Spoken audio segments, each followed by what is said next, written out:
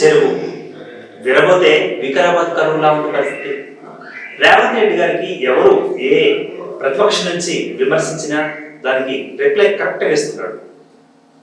ఎంత రిప్లై ఇస్తున్నాడంటే మళ్ళీ మాట ఎత్తకుండా, విమర్శ చేయకుండా. రైట్, ఇదంతా భారీ వర్షాల నేపథ్యంలో కొనసాగుతున్న ప్రక్రియ. అంటే ఎందుకు ప్రక్రియ అన్నారంటే వర్షాకాలం కాబట్టి ఈ వర్షాకాలంలో వర్షాలు వస్తాయనే విషయం అందరికీ తెలిసిందే. ప్రతి ఏటా వర్షాల కాలంలో వర్షాలు వస్తాయి. ఈ ఏడు కూడా వర్షాలు వచ్చాయి, కాస్త భారీగా వచ్చాయి. సో ఈ భారీగా వచ్చిన ఈ వర్షాలని రాజకీయ వర్షాలుగా ప్రతిపక్షాలు మార్చుకుంటున్న పరిస్థితి. ఈ పరిస్థితికి మరి ఆయన కౌంటర్ ఇవ్వాల్సిన అవసరం ఏర్పడింది.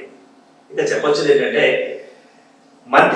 మాజీ మంత్రి ఎవరైతే ఉన్నారో కేటీఆర్ గారు, ఆయన అమెరికా పర్యటనలో ఉండి ఇక్కడి బాగోగుల గురించి, ఈ తెలంగాణలో వచ్చిన ఈ వరదల గురించి లేకపోతే వర్షాల గురించి ట్వీట్ల మీద ట్వీట్లు చేస్తున్నారట.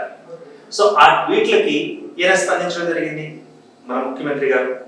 సో అక్కడ కూర్చుని మీరు ట్వీట్ చేసే కంటే ఇక్కడికి వచ్చి పరిస్థితిని సమీక్షించవచ్చు కదా, అసలు మీరు అమెరికాకి ఎందుకు వెళ్ళారు అంటూ ఆయనకి ట్వీట్ ఇచ్చారన్నమాట, అంటే ఒకటి అంటించారన్నమాట.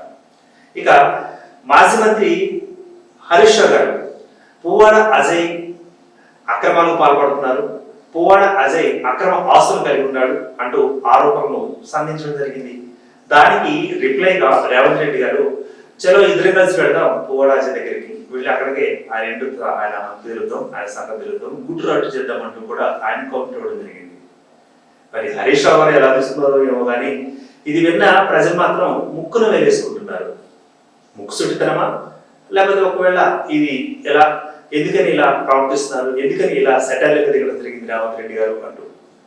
మరొక విషయం, ఈ వరద బాధితులు లేదా వర్ష బాధితులు ఎవరైతే ఉన్నారో వాళ్ళని ఆదుకుంటూ వారి కుటుంబానికి 50 లక్షల రూపాయలు ఎక్స్గ్రేషియా ప్రకటించాలి అంటూ ఈటెల రాజేందర్ గారు ట్వీట్ చేయడం జరిగింది. అదేవిధంగా సోషల్ మీడియాలో కూడా చెప్పడం జరిగింది. ఎవరు ఉద్దేశించి అంటే రేవంత్ రెడ్డి గారిని ఉద్దేశించి. అప్పుడు దానికి ఆయన ఏమి రిప్లై ఇచ్చారంటే, ఓకే ఈటెల రాజేందర్ గారు, మీరు చెప్పింది చాలా బాగుంది, కేంద్రం నుంచి తెప్పించండి, మనం పెంచి పెడదాం అని చెప్పేసి ఆయన రిప్లై ఇవ్వడం జరిగింది.